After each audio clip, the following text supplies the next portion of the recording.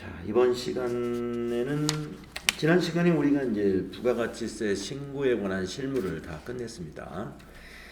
그리고 이제 제 3장으로 넘어가서 근로소득세 실무를 해보도록 하겠습니다.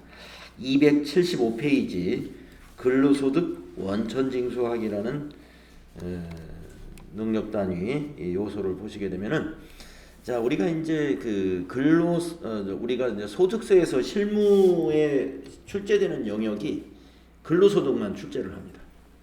시험에 실무에서는 근로소득만 문제를 내고 있는데, 여러분 근로소득이라는 건 바로 급여를 소득으로 가지고 있는 소득이 이제 근로소득이지 않습니까?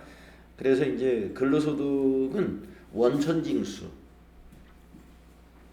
매월 급여를 지급할 때 원천징수해야 되겠죠. 그러면 이제 근로소득 원천징수를 하려면은 사원 등록을 해야 될 것이고, 또 매월마다 급여 자료를 입력을 해야 되겠죠. 그래서 이 근로소득 원천징수에서 사원 등록, 급여 자료 입력을 해볼 겁니다. 그 다음에 이제 그 다음에 12월이 되면은 근로소득은 연말정산이라는 걸 하게 되죠. 연말정산. 매년 2월 달에 한다 이거죠. 그래서 여러 가지 연말정산에 필요한 서류들, 자료들 있죠. 세액공제에 해당되는 거, 소득공제에 해당되는 자료들을, 이런 자료들을 우리가 어떻게 입력을 해가지고 연말정산을 하는지 그것을 실습해 볼 겁니다.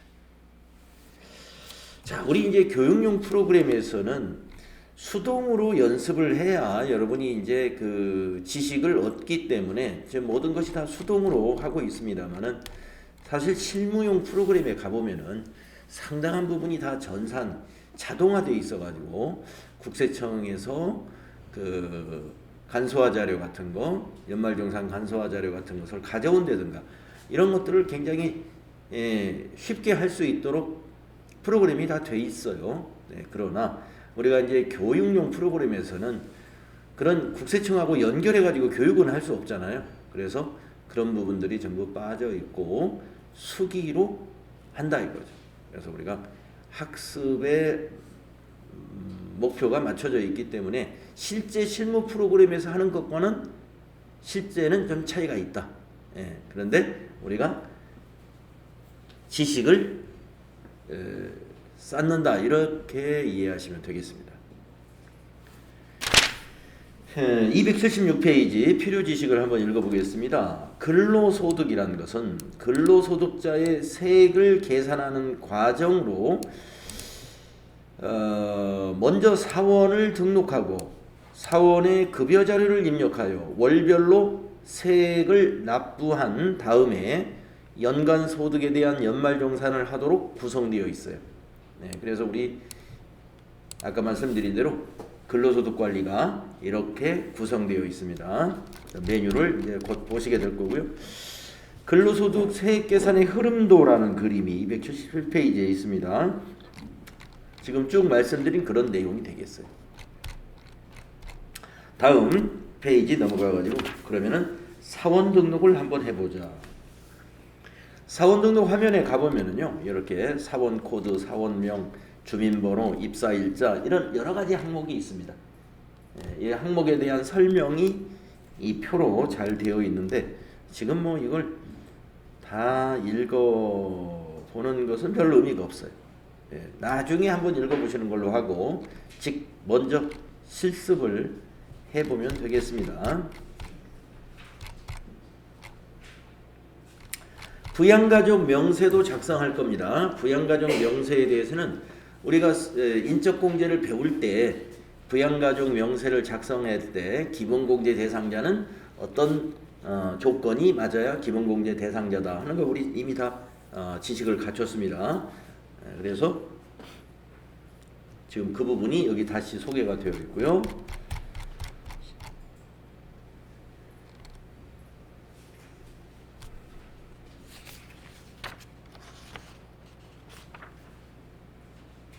(280페이지에) 기본공제 대상자를 다시 표로 정리했습니다. 한 명당 150만 원인데 우리 이거 이론 공부할 때 그 내용과 똑같지 않습니까? 그 표 보시고 그 다음에 그 옆에 281페이지에도 기본공제 대상자 소득 요건을 판정할 때 참고하시라고 표를 만들어 놨는데 이건 좀 한번 볼까요? 다시 한번. 자, 부양가족을 등록할 때 기본공제 대상자냐 아니냐를 판단을 해서 입력을 해줘야 되는데요. 그때 소득 요건을 여러분이 판정할 때 요걸 좀 참고하셔라 하는 얘기입니다. 자, 여기서 소득이라는 것은 연간 소득을 말합니다. 연간 소득인데 종합과세 2배사 근연기에다가 퇴직소득과 양도소득이 있는 소득자 개인의 경우는 퇴직소득과 양도소득을 모두 합쳐서 판단해야 됩니다. 얼마까지 소득이 있으면 없는 것으로 본다 하냐면 100만 원 이하는 소득이 없는 것으로 봅니다. 연간 소득 금액이 100만 원 이하이면 소득이 없는 것으로 봐요. 소득에 없는 것으로 본다기보다는 소득 요건에 충족한다. 기본공제 대상자가 된다. 이런 말씀이죠. 연간 소득 금액이기 때문에 총 수익 금액은 아니에요. 우리가 소득 금액이라는 것은 수익 금액에서 필요 경비를 뺀 것을 소득 금액이라고 하는 겁니다. 그래서 이 용어를 잘 구분하셔야 돼. 소득 하면은 총 수익 금액이에요. 소득 그렇게 끝내면 총 수익 금액. 그런데 소득 금액 그러잖아요. 그러면 필요 경비 뺀 거다 이거예요. 필요 경비 뺀 거. 그러니까 예를 들어서 기타 소득 같은 경우에 그걸 계산을 잘 하셔야 돼. 기타 소득 같은 경우. 뭐냐면은 만약에 자녀가 하나 있는데 고등학교 다니는 자녀가 교육청에 인가를 받아가지고 개최된 무슨 경진대회에 나가가지고 상금을 200만 원을 수령했다. 이렇게 그 내용이 있단 말이에요. 그러면 그 자녀는 20세, 고등학생이니까 20세 이하일 거고 나이는 문제 없네요. 근데 상금을 받았네. 기타 소득이죠. 그러면 200만 원이니까 100만 원 넘었다 이렇게 판단하면 잘못 판단한 것이다. 이런 말씀입니다. 소득 금액이니까 필요 경비를 빼야 되니까 그 학생의 기타 소득 금액은 200만 원 곱하기 80%가 비용으로 인정돼요. 그러면 이 사람의 소득 금액은 20%예요. 그래서 200만 원의 20%니까 40만 원이 되는 겁니다. 40만 원이다. 160만 원은 필요 경비예요. 그래서 100만 원 이내에 해당이 되기 때문에 그 학생은 소득 요건이 기본공제 대상자로서 충족된다. 이렇게 판단을 하셔야 된다. 자, 그래서 소득과 소득 금액. 여기 괄호 안에 또 설명해 놨네요. 소득 금액이라는 것은 소득에서 필요 경비를 뺀 것입니다. 여기서 소득은 총 수익 금액을 가리키는 것입니다. 자, 그러면 이제 세부적으로 한번 봅시다. 근로소득의 경우에는 근로소득 금액을 가지고 계산을 안 하고 조건을 안 따져요. 근로소득 금액이 이것만 참 예외를 줍니다. 근로소득자에게 약간의 혜택이 됩니다. 뭐냐면은 총급여 500만 원 이하 이 조건을 적용해요. 총급여 500만 원 이하이면 소득 요건 된다 이거예요. 그러면 우리가 이제 그 근로소득은 필요경비를 근로소득 공제라는 것으로 공제하지 않습니까? 그러면 우리가 근로소득 공제표를 보게 되면은 500만 원 이하일 때 근로소득 공제는 여기에 70%가 근로소득 공제예요. 즉 필요경비예요. 그러면 500만 원의 70%는 7, 5, 35, 350만 원이니까 150만 원이 소득 금액이 된단 말이에요. 그런데 100만 원으로 그냥 인정해 주는 거예요. 150인데. 자, 딱 예외가 이거 하나 있어요. 근로소득은 소득 금액으로 따지지 마시고 총급여가 얼마냐 하셔가지고 500만 원 이하이면 소득 요건 오케이. 500만 원 넘으면 X. 안 된다 이거죠. 기본공제 대상자가 안 된다는 뜻이에요. 그 다음에 일용근로자는 무조건 오케이. 동그라미가 오케이예요. 동그라미. 일용근로자는 금액을 따지지 마시고 다 소득 요건 다 오케이. 예, 아무리 많이 받았어도 오케이입니다. 왜냐하면 무조건 분리과세 하기 때문에. 다음에 사업소득을 보겠습니다. 사업소득은 또는 퇴직소득이라든가 양도소득 요거는 간단해요. 소득 금액이 100만원 이하여야 됩니다. 사업소득, 퇴직소득, 양도소득은 소득 금액이 100만원 이하여야 되는데 사업소득은 여러분 필요경비가 인정되죠. 네. 퇴직소득은 비과세를 제외한 퇴직소득 금액을 말하는데 그건 퇴직소득에는 필요경비가 없어요. 그래서 퇴직금 받은 거가 전부 다 소득 금액이라고 보시면 되고 양도소득은 이제 자기가 매입한 가격이 필요경비죠. 네, 자, 그 다음에 연금소득에서는 어떻게 따지느냐? 연금소득에서 연금소득 공제를 뺀 것이 소득 금액입니다. 연금소득은 공적연금은 516만원 이하이면 오케이. 공적연금은 연간 516만원 이하이면은요 100만원 이하 소득금액이 100만원 이하에 해당이 돼요. 516만원 이하. 그러니까 이 연금 총 수령액을 말하는 거예요. 그 다음에 사적연금은 1200만원 이하이면 분리과세를 하기 때문에 소득이 없는 걸로 보는 거예요. 자, 공적연금 516만원 이하, 사적연금 1200만원 이하는 소득 요건이 해당된다. 오케이다 이거고요. 그 다음에 기타 소득은 이렇게 이걸로 꼭 계산을 해야 돼요. 60%인지 80%인지 90%인지. 그래서 이것도 다 100만원입니다. 100만원.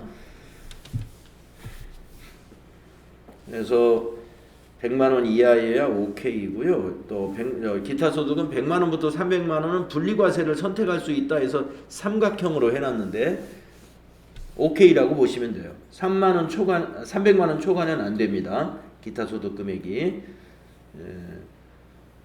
그 다음에 복권이나 이거는 무조건 분리과세니까 복권 당첨된 것은 소득이 없는 걸로 보면 되고요. 뇌물은 무조건 종합과세이기 때문에 100만원이 넘으면 안 되겠죠.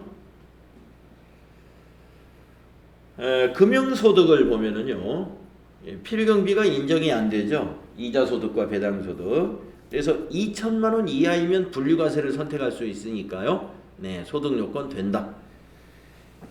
이자나 배당소득이 연간 2천만원을 초과하면은 소득이 있는 것으로 본다. 기본공제 대상자가 될 수 없다. 이렇게 판단합시다. 자, 소득요건 좀 복잡한 거였는데 이 표가 잘 구분을 좀 해놨습니다. 자, 사원 등록 한번 해봅시다. 3일전자로 로그인 하세요.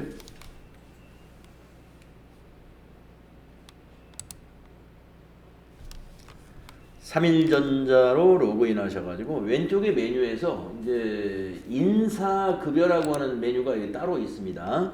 인사급여라는 메뉴에 가보시면은요, 기초인사관리, 근로소득관리, 연말정산관리, 데이터관리 이렇게 메뉴가 4개로 나누어져 있네요. 거기서 사원등록은 기초인사관리에 해당이 됩니다. 그래서 기초인사관리에서 사원등록 한번 클릭해 가셔가지고 이제 왼쪽에 사원들이 쫙 이제 등록이 되고요. 한 사람 한 사람에 대한 부양가족과 세부적인 것을 이쪽에 입력을 하게 될 거예요.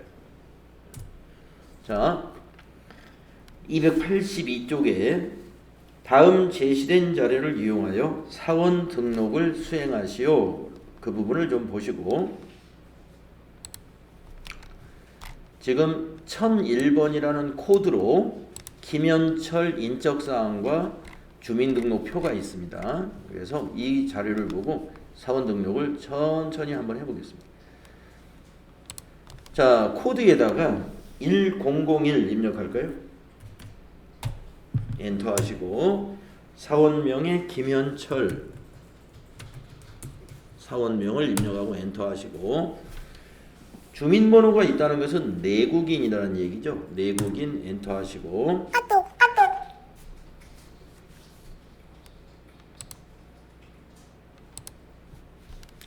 다음에 오른쪽에 가서 입사 연월일 이 부분을 입력을 하면 되겠습니다. 네, 입사 연월일 2018 0201 국적 KR 대한민국이 KR이죠. 엔터. 체류 자격에서는 그냥 엔터로 지나가죠. 내국인에서 엔터. 거주지국 대한민국에서 그냥 엔터 하시고 주민번호 엔터 하시고 거기다가 주민번호 입력해 주시면 되겠습니다. 651010 177 1119 거주자로 가시고 급여는 월급 선택하시고 거기 옆에 임금이라는 데다가 월급을 넣어주시면 됩니다. 500만원 50000000 산재보험 적용 여부라는 게 있는데 이 사람은 대표자예요. 그래서 산재보험에 적용이 안 됩니다. 대표자는. 그래서 산재보험 적용은 부로 해주시고 부. 국민연금 보수 월액이 비과세를 뺀 월급이 대체적으로 국민연금에 또는 건강보험료 이런 고용보험료 이런 거에 기준 월액이 되거든요. 대개 비과세 뭐 식대보조금이라든가 차량운전 보조금 이런 걸 뺀 것이. 그런데 이분은 월급 전부가 국민연금 보수 월액이네요. 500만원 다 입력하시면 돼요.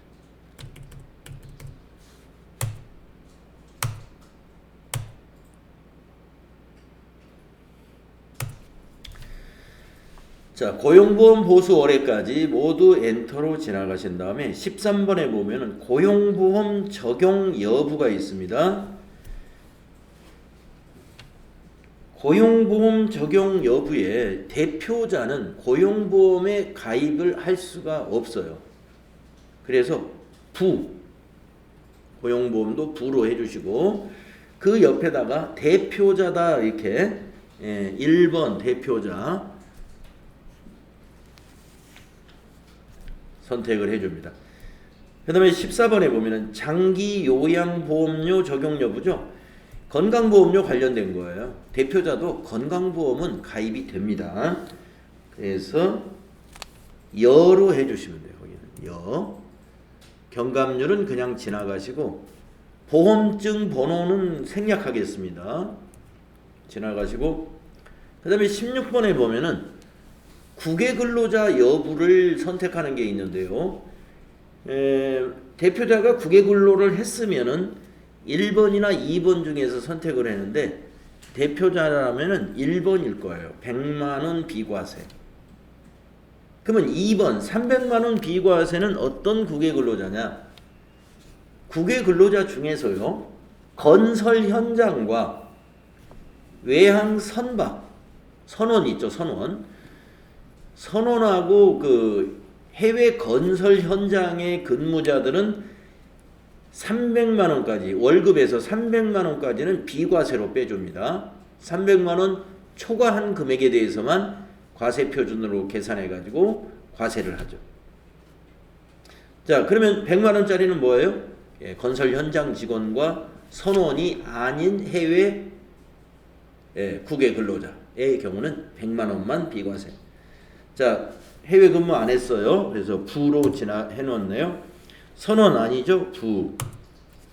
그 다음에 생산직 여부. 대표자니까 생산직 아니죠? 부. 주소를 여기다 그냥 검색하지 말고 타자를 하시겠습니다. 서울시 영등포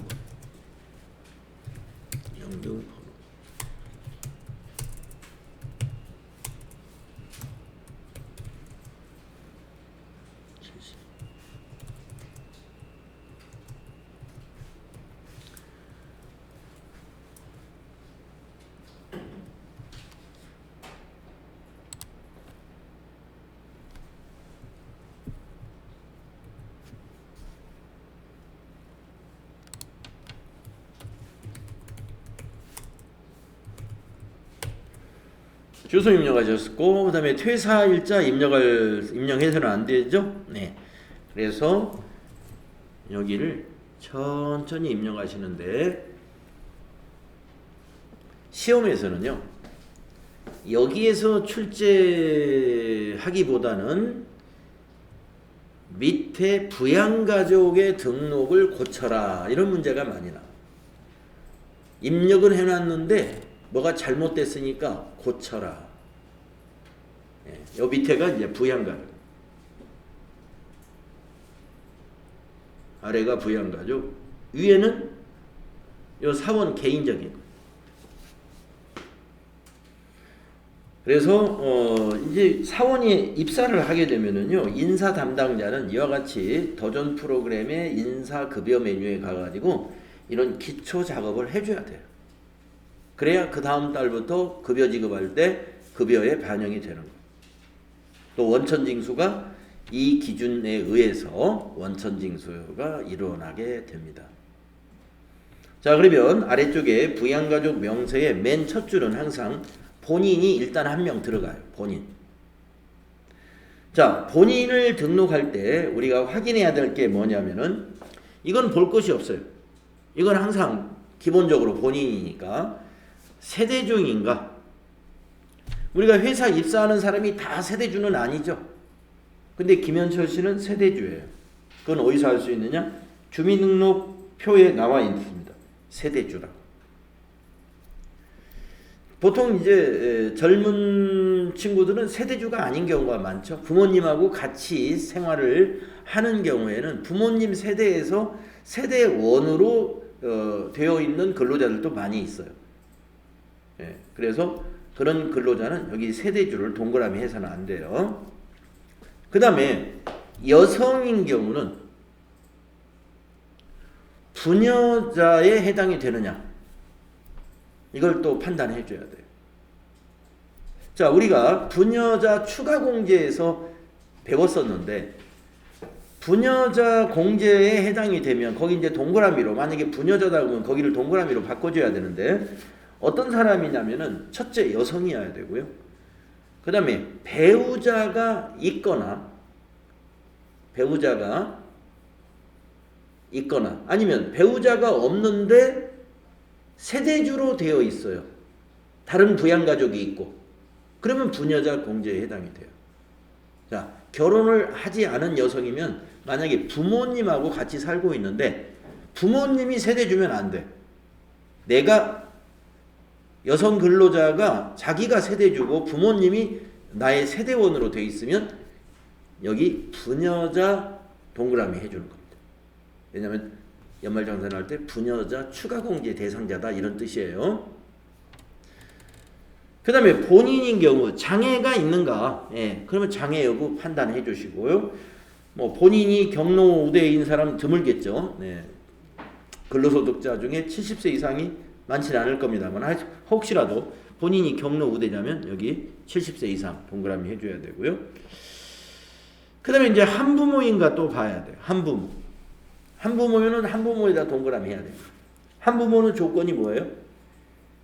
20세 이하의 직계 존속이 있는데 배우자가 없는 근로자. 그게 한부모죠. 만약에 여성인 경우에 부녀자도 되고 한부모도 된다 그러면 부녀자는 동그라미 하지 마시고 한부모에다만 동그라미 해야 되죠. 한부모는 추가 공제로서 100만 원이고 부녀자 공제는 50만 원이기 때문에 두 개를 중복 적용은 안 해주니까 큰 거 하나만 입력을 해야 됩니다. 자, 그래서 본인에 해당되는 것들을 잘 확인해야 되는데, 지금 김현철 씨는 밑에 주민등록부 보세요. 예, 배우자 있습니다. 한부모 아니에요. 자녀가 있다 하더라도 한부모 아니라는 걸 알았고요. 일단 남성이니까 부녀는 볼 것이 없고, 그리고 장애가 있는가 봤더니 뭐 장애 있다는 말은 없어요. 거기 283페이지 위에 보면은 김재철, 재가 이제 동생이라는 뜻이죠. 동생이 장애인 복지법에 따른 장애인이다라고 되어 있지 본인이 장애인은 아닙니다. 그 다음에 경로우대 아까 주민번호가 65년생이었단 말이에요. 70세 안 넘었어요. 65년생. 네. 아직 60도 안 된 것 같아요. 네. 그 다음에 또 뭘 봐야 된다고 그랬죠? 한부모인가 보다. 한부모 아니죠, 당연히. 네. 그래서 여기 김현철 본인은 그냥 세대주 동그라미 그대로 두고 다음 밑에 줄로 내려가서 주민등록표상에 있는 박정은 그 처를 입력할 텐데요.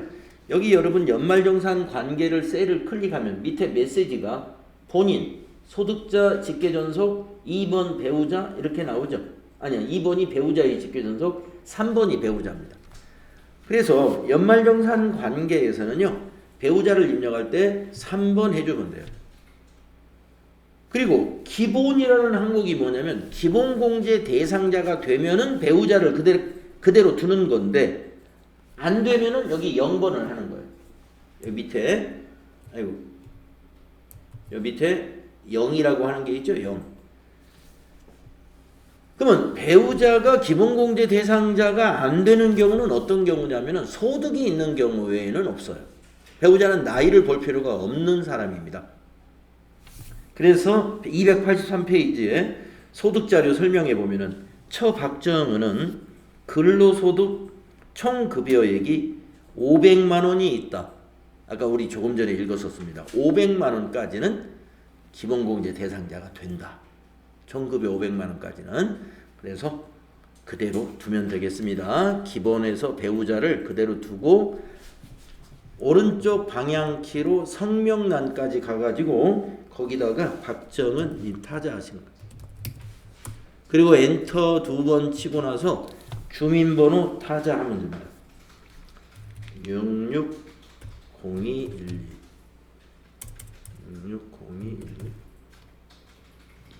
660212 네. 가족관계에서도 배우자 그대로 두시고 엔터 하면은 세 번째 줄로 넘어가서 그 주민등록표의 세 번째 사람 김장희를 좀 보겠습니다. 자, 오른쪽에 김장일에 대한 설명은 아무것도 없습니다. 그러면 김장일은 자녀이기 때문에 입력을 해야죠. 자, 연말정산 관계에서 소득자의 그 직계 비속 자녀 4번이죠. 4번. 자, 나이는 이 프로그램에서 자동으로 체크해줘요. 나이는. 그래서 김장일이라는 자녀가 소득이 있는지 283페이지에 있는 소득자료 보니까 없어요. 없으니까 나이는 계산을 하지 마시고 그냥 무조건 20세 이하로 해서 넣어봅니다.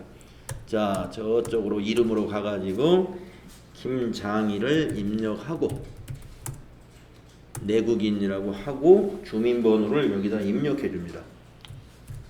9607 25 118 2814 이렇게 입력해 줍니다. 그리고 가족관계는 그대로 둡니다. 근데 아까 기본란에 우리가 20세 이하라고 그냥 지나왔는데 주민번호를 입력하고 나니까 기본이 부로 바뀌었죠. 프로그램에서 나이를 자동으로 계산해가지고 20세가 초과됐기 때문에 21세 이상이면은 기본이 부가 돼요. 자녀의 경우.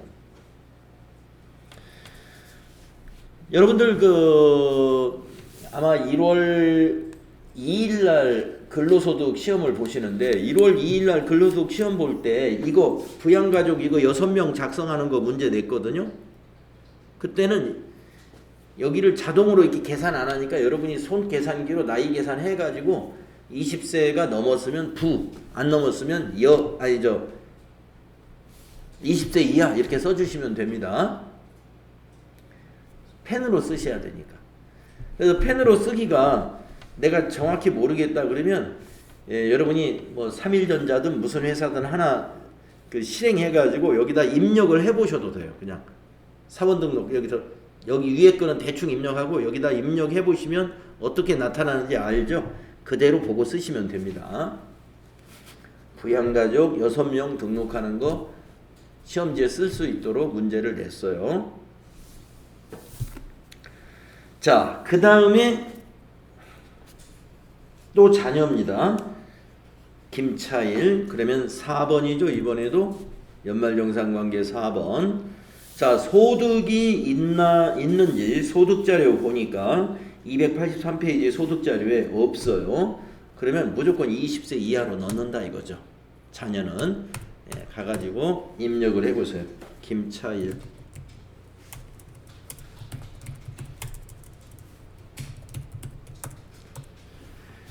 주민번호 02 122 3 1112. 네, 자녀 그대로 두시고요. 김차일의 주민번호를 입력했더니 20세 이하 그대로 남아 있습니다. 20세 이하이기 때문에 남아 있는 거예요. 딱 20세네요. 02년생이니까 올해가 22년도이므로 2022에서 2002를 빼면은 김차일은 올해까지는 20세입니다. 내년부터는 21세가 되는 거죠. 자, 다음에 부김두식입니다. 자, 부니까 소득자의 직계 존속이죠. 1번이 되겠습니다. 연말정산관계 1번 소직계존속. 이건 뭐냐? 소득자의 직계존속 이 말입니다.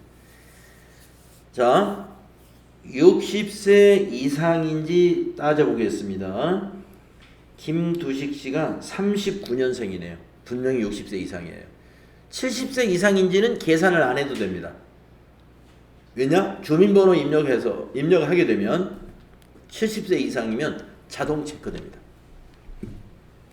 자, 김두식 씨 소득이 있는가를 보겠습니다. 283페이지에 있는 동그라미 2번에 부김두식은 원고료 수입 200만 원이 있습니다. 필요경비 60%. 시험에서는 필요경비 안 알려줄 거예요. 60%라는 건 우리가 알고 있어야 돼요. 자, 200만 원의 원고료 기타 소득이 있는데요. 60%가 필요경비니까 40%만이 소득 금액입니다. 그러면 80만 원이라는 걸 우리가 알 수 있죠. 자, 기타 소득 금액 80만 원은 100만 원 이하에 해당이 되므로 기본공제 대상자 됩니다. 그래서 거기를 60세 이상 그대로 두시고 지나가요. 여기다 입력을 해보세요. 김두식 390503 177 1111. 네, 자, 기본이 60세 이상으로 되어 있고 경로 70세에 동그라미 자동으로 입력되죠. 자, 6번째 모입니다. 모도 소득자의 직계 존속이죠. 그러니까 1번. 자, 43년생 60세 이상 맞고요. 모 황순이에 대한 소득자료 오른쪽에 있는데 모 황순이는 일용근로소득 600만 원이 있다. 일용근로소득은 무조건 분리과세되는 근로소득이기 때문에 소득은 없는 겁니다. 여기서 소득 판단할 때는 OK입니다. 그래서 60세 이상 그대로 두시고 성명에다가 황순이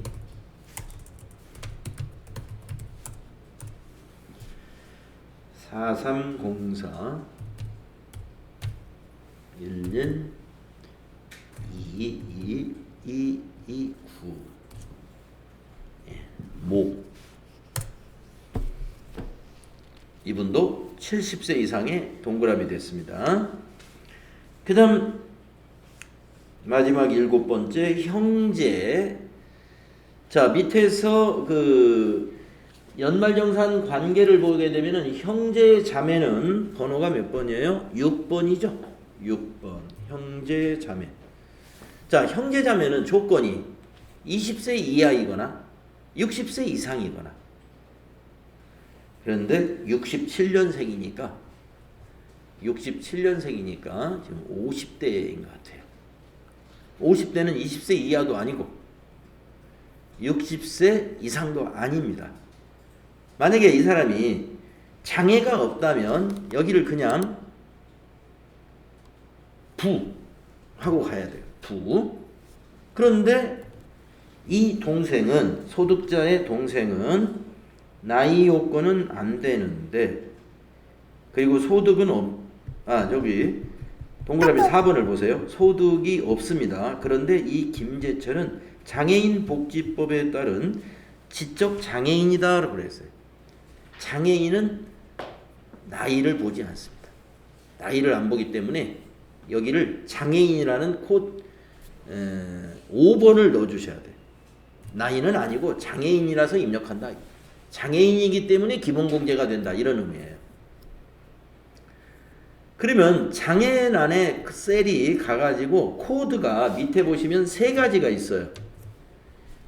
장애인 복지법에 따른 장애인은 1번이라고 이대로 두는 것이고, 국가유공자 등에 관련된 장애인이면 2번이라고 고쳐야 되고요.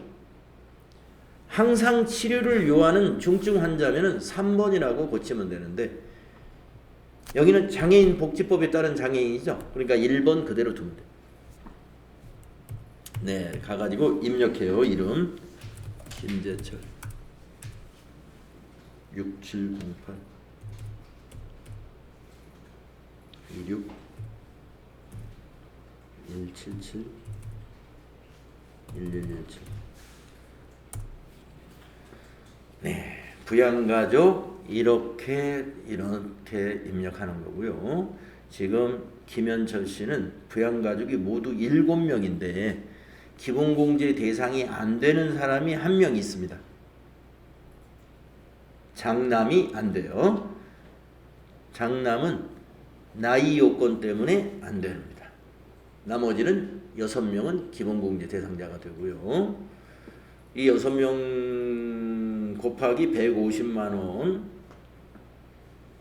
이것은 인적공제의 기본공제 금액이고, 그 다음에 장애인이 1명 있으니까 200만원, 그리고 경로우대가 2명이 있으니까 200만원 해서 인적공제가 6명 곱하기 150만원에다가 그 금액에다가 400만원을 더하면 인적공제 금액이 되겠습니다. 연말정산에 반영될 때 그렇게 반영하시면 돼요. 그 다음에 요거 좀 궁금하실 텐데, 자녀의 동그라미가 됐다. 자녀의 동그라미 표시는 무슨 의미냐? 여기에서 자녀라고 했는데 왜 또 여기서도 자녀의 동그라미가 됐느냐? 자녀란에 동그라미가 되는 자녀는 7세부터 20세 사이인 자녀가 동그라미가 됩니다. 그러면 7세에서부터 20세 사이인 자녀는 연말정산할 때 자녀 세액공제에 해당되는 자녀예요. 그래서 자녀 세액공제가 1명당 15만원이죠. 2명이면 30만원, 3명이면 30만원을 세 번째는 더해줍니다. 그래서 60만원이 돼요. 3명이면. 그래서 지금 김현철 씨는 연말정산할 때 자녀 세액공제에 해당되는 사람이, 자녀가 1명 있어서 15만원이 반영이 될 거예요. 자, 다음 성동일 씨 거까지 등록을 하고 좀 쉴게요. 자, 성동일 입력하겠습니다. 자, 두 번째 줄에다가 1002 성동일 내국인. 자, 입사 날짜 입력하겠습니다. 2018 101 01. 아, 여기 주민번호를 먼저 여기다 입력하는구나. 7210 177 177.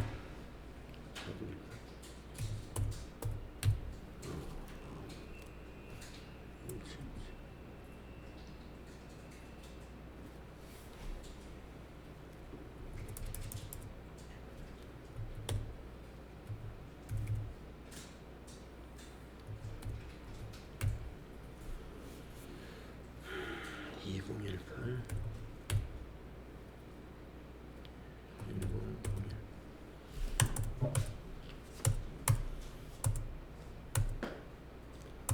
월급이 400만 원.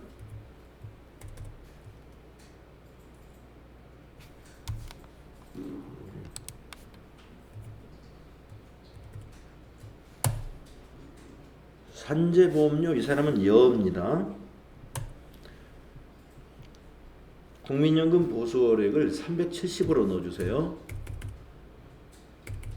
30만 원이 비과세 급여가 있다는 거고요. 고용보험료도 여로 해주세요. 이 사람은 장기요양보험료도 여로 해주셔야 되고요. 증권은 지나가고 국외근로 없죠. 부. 생산직 아니죠. 부. 네, 주소 입력해 주세요.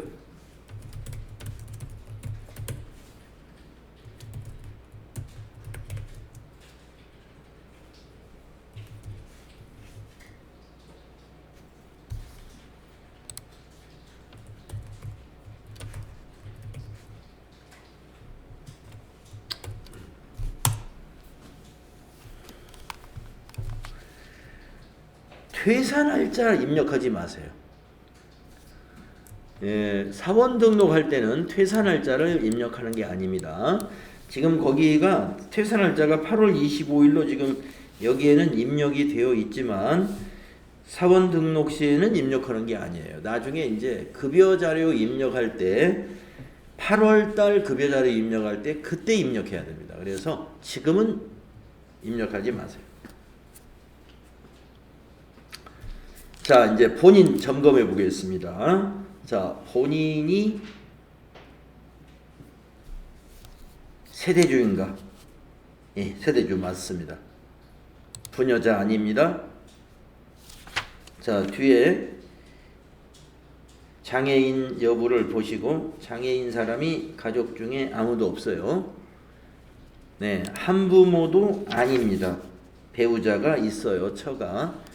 그러면 본인은 세대주에만 동그라미 되어 있는 게 맞습니다. 자, 내려와서 이 일화는 처니까 연말정산 관계가 3번 배우자가 되겠고요. 이 일화 시에 소득이 있는지 소득자료 284페이지 보니까요. 동그라미 1번에 처 이 일화는 퇴직소득 300만 원이 있다. 자, 퇴직소득은 퇴직소득 금액이다 이렇게 생각하시면 돼요. 따라서 100만 원이 초과됐잖아요. 그러므로 배우자는 기본에다가 0번을 넣어줘야 돼요. 부라고 넣어주는 거예요. 부. 기본공제 대상이 아니다. 네, 소득 때문에 해당이 되죠. 자, 이제 나머지 성명 입력하겠습니다. 1와 77020이 2045 678.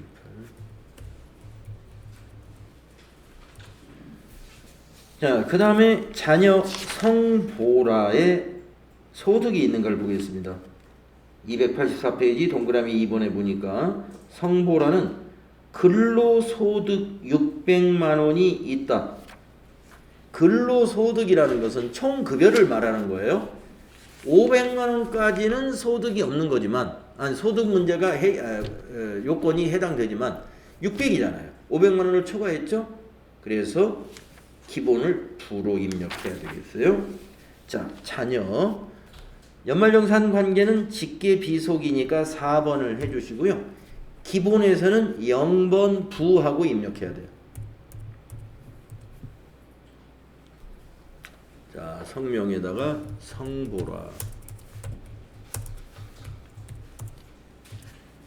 주민번호는 980711 2111113. 네, 가족관계는 자녀. 자, 그 다음에 자녀 성덕선이 있습니다. 연말정산관계는 4번 직계 비속이 되는 거고요. 소득관계를 한번 있는지 보겠습니다. 284페이지에 성덕선에 대한 얘기는 없고요. 성노을이가 22년 6월에 입양한 셋째 자녀라고만 되어 있습니다. 네, 그러면 성덕선은 소득이 이야기가 없으므로 20세 이하로 해서 입력을 하면 나이는 주민번호 입력할 때 체크가 됩니다. 성덕선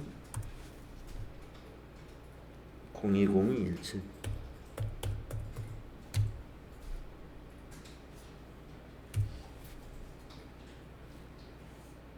4 1 16 네, 20세 이하네요. 02년생이니까 딱 20세죠. 자, 그 다음에 이제 성노을입니다. 4번 입양한 자녀예요. 예, 몇 년생이에요? 올해 태어난 아이입니다. 20세 이하. 자, 가셔가지고 성노을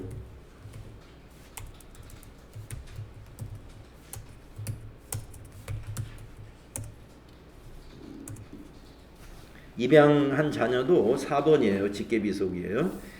주민번호 2204 26 32 0114 네, 자녀 되겠습니다. 자, 장인이 있네요. 장인의 소득 여부 한번 보겠습니다. 284페이지 동그라미 4번에 보면 장인 이영철은 이자 소득 2,200만 원이 있다. 금융소득이 2천만 원을 초과했죠. 그러면 기본은 기본 공제 대상자가 아닙니다. 그래서 입력을 합니다. 연말정산 관계에서 장인이기 때문에 배우자의 직계존속이에요. 그래서 연말정산 관계가 2번이 됩니다. 배우자의 직계존속. 자, 60세 이상에다가 그대로 두시고 여기 성명에다가 입력해 봅니다. 이영철 주민번호 3902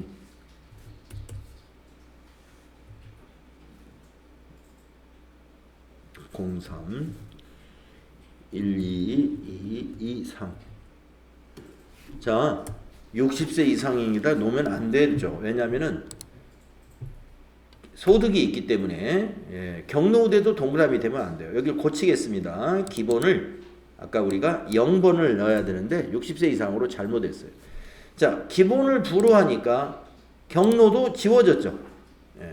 기본 공제가 해당이 안 되면 추가 공제는 안 돼야 돼요. 그래서 기본에서 부로 했더니 아까 경로 70세에 동그라미 됐던 것이 싹 지워졌습니다. 이게 정상이에요.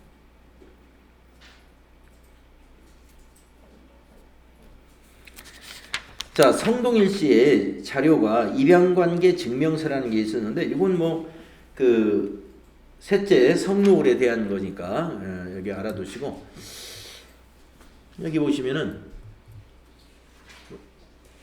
자녀에는 둘째 자녀만 동그라미 됐어요. 이건 뭐냐? 성덕선 둘째 자녀는 세액공제가 적용이 되는 거예요. 15만 원. 그런데 성노을은 출산 입양의 동그라미가 되고 셋째라고 이렇게 되어 있습니다. 셋째. 그러면 이거는 우리가 자녀 세액공제에 추가 세액공제에 해당되는 자녀이다 이겁니다. 출산 입양 추가 세액공제라는 게 있습니다. 그래서 첫째를 출산했으면 얼마, 둘째를 출산했으면 얼마, 셋째가 가장 커요. 셋째, 넷째부터 금액이 커지죠. 그래서 성노을은 나중에 이제 성동일에 연말정산 할 때 보면은 자녀 세액 공제가 성덕선은 기본 15만 원만, 성노을은 추가 자녀 세액 공제에 적용을 받게 된다. 요 두 자녀가 세액 공제에 해당이 되겠습니다. 자, 이렇게 부양가족을 등록할 때 기본 여부를 판단하는 거, 이거 아주 중요해요. 기본 여부 판단하는 거. 네, 웬만큼 아실 거예요. 좀 쉬었다가 다음 시간에 2명 부양가족 사원 등록 2사람 거 남았으니까요. 다음 시간에 같이 해봅시다.